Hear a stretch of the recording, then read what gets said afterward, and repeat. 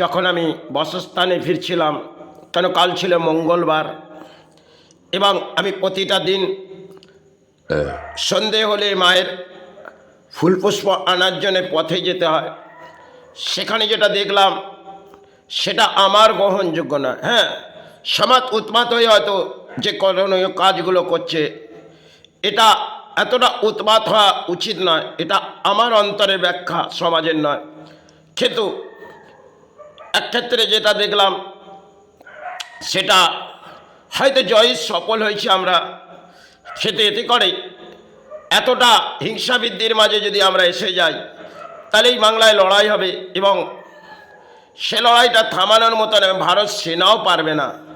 সেটা একটা অদ্ভুত ব্যাখ্যা। কিন্তু যখন ফুলটি নিয়ে আমি, আমার গায়ে আছে সিন্থেটিক বস্ত্র, যেটা মায়ের আবির্ভাবের লাগানো থাকে, হয়তো পথে ধুতি পরে আরেকটি সিন্থেটিক বস্ত্র যেটা আমার গায়ে থাকে, সেটা একটা যেন বম বাজির সামনে দিলে সেই বাজিটা সাইকেলের সামনে এলেন, এবং আসার পর আমার তো রোকার মানে কিছু রোকা যায় না, গাড়িটা আমার গতিবেদ যায়, হয়তো অসুস্থতার মাঝে গতিবেদ গাড়ি নিয়ে পথে যাই, আবার পথ থেকে বাসস্থানে আসি।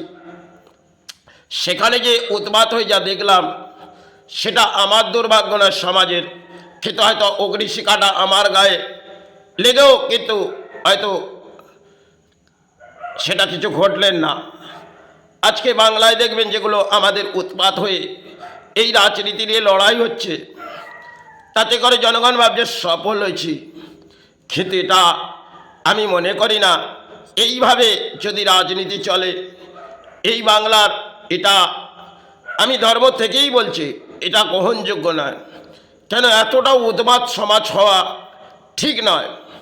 এতে করে বাংলায় দু ধর্মের মানুষ আছে, আর সেখানে দেখবেন একটা চায়ের দোকানে হয়তো হিন্দুও চা খায়, মুসলিমও চা খায়, সেখানে যদি একটা তিলক লাগিয়ে অত্যন্ত বাজিগুলো যে ফেলে দিচ্ছি পথে, সেই পথের বাজি কিন্তু কারো না কারো ক্ষয়ক্ষতি হতে পারে, একটা অগ্নিশিখা।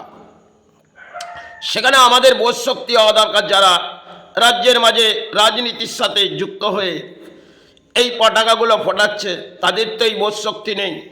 এই অগ্নিশিখাটা কোথাও না কোথাও গিয়ে একটা পথের মাঝে যদি আমি অগ্নি জ্বালাই, তাহলে সেই অগ্নিশিখা কারো না কারো ক্ষয়ক্ষতি হবে। আজকে যেটা শুনছি সেটা হয়তো সমাজের ক্ষেত্রে দুর্ভাগ্য, কারণ এই পরিস্থিতিতে একটা গুলির লড়াই হয়েছে, যেটা সেটা গতকাল আমি ব্যাখ্যা দিয়েছিলাম বটেই, কিন্তু সেটা আমার সমাজের গ্রহণযোগ্য নয়। কেন আমি যদি ধর্মের মাঝে ব্যাখ্যা করি সমাজের কাছে খারাপ, আর সমাজের জনগণের আমাদের যে রায় সেটা একটা ঢল নেমেছে কিছু তিলক পরে, কিন্তু আমি কোনো তিলক আবির্ভাব করি না, আর প্রয়োজনও নেই। হয়তো পথে যাই কারণ অসুস্থতার মাঝে, তবুও চলার পথে কি আছে দেখি না। কিন্তু এই সমাজ যেভাবে উৎপাত হয়ে একটা ধর্মের মাঝে লড়াই করছে অধর্মের মতন, সেটা কিন্তু গ্রহণযোগ্য নয়। এখানে হিন্দু আর মুসলিম নিয়ে বহু কর্মস্থান আছে এই বাংলায়, কিন্তু রাজনীতি নিয়ে হয়তো আমরা জড়জড় ভাসাচ্ছি, তাতে কিন্তু তার দায়ভার জনগণকেই মেনে নিতে হবে। তখন এই যে সেনা এসেছে ভারতে, তারা সর্বসময় আপনাকে সুরক্ষা দেবে না। কিন্তু এতটা উৎপাত হয়ে একটা বুলডোজার নিয়ে পথ জাম করে, আর ধর্মের নামে মনে হয় পতাকা লাগিয়ে তিলক লাগিয়ে এই যে রাজনীতিটা হচ্ছে, এটা বাংলার আমি সৌভাগ্য মনে করি না। হয়তো সমাজ সৌভাগ্য মানতে পারে, কেন সমাজের কিছু সফল এসছে, এতে তো বিফলও হতে পারে। কারণ রাজনীতিতে আমরা যদি এইভাবে চিৎকার করি, কারণ একটা নাট্যমঞ্চ হয়তো সেটা খতম হয়েছে, আর একটি নাট্যমঞ্চ চালু হয়েছে, সেই নাট্যমঞ্চের আবির্ভাবে যদি এতটা রঙের মাঝে আবির্ভাব ফুটিয়ে ফেলি, তাহলে কিন্তু ধ্বংসের পথে আমরা চলে এসেছি। হয়তো 2026 একটা ক্ষয়ক্ষতির সময়, সেখানে কিন্তু যারা আমরা মনে করছি সে আমরা অধর্মের বলিগুলো নিয়ে ধর্মের মাঝে এসে গেছি। কিন্তু আজকে শিক্ষাসেবী সমাজ আর বসে পড়েছে, কিন্তু একটা যে ঘটনা রাতে ঘটেছে সেটা হয়তো তার ভাষা জানাবার নেই, কিন্তু এই পরিস্থিতিতে সমাজ কামনা করি যাতে ভালো থাকুক।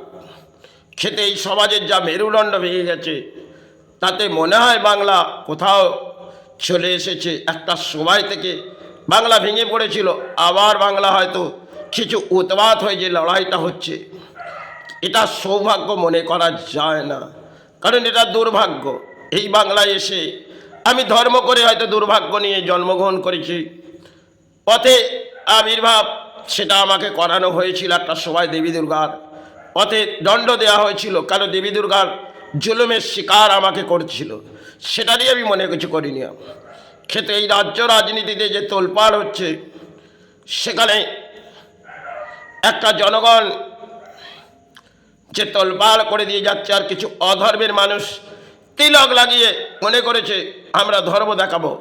কিন্তু একটা হিংসাবৃদ্ধি যদি এই বাংলায় ছড়িয়ে পড়ে, একটা অগ্নি শিকার মতন ছড়িয়ে পড়বে, সেই আগুন থামানোর মনে হয় কারো ক্ষমতা নেই। যদি ভারত সেনা এসে থাকে, কতদিন আমাদের রক্ষা করবে? যদি ভারত থেকে সেনা এসে দেশের ভোট ব্যাংকের জন্যে, কিন্তু আগে চিন্তা করুন, নিজের নিজের ঘরকে সামলান। এতে করে দায়ভার সেনা নয়, আপনাকে নিজেকেই বহন করতে হবে। আজকে যতটা উৎপাত এই সমাজ হচ্ছে, সেটা আমার ভাষা জানাবার নয়, তবে সেটা ঘটেছে কাল রাতে, আজ হয়তো বুধবার, সেটা শুভেন্দু অধিকারীর গাড়িতে কি ঘটেছে সেটার ভিত্তিতে নিয়ে আমি আসছি না। তবে এই পরিস্থিতিতে বাংলার যে পরিস্থিতি, এটা তো মেরুদণ্ড ভেঙে যাওয়া। এই মেরুদণ্ড একটা সময় ভেঙেছে, আবার যদি সেটাকে নিয়ে উৎপাত হয়ে আমরা ধর্মের মাঝে লড়াই করি, স্লোগান দিই, একটা ধর্মের অধর্মের বলি, কিন্তু সেটা আমি মনে করি না। যাই হোক, সমাজ এটা মেনে নিতে পারে, এটা আমার গ্রহণযোগ্য।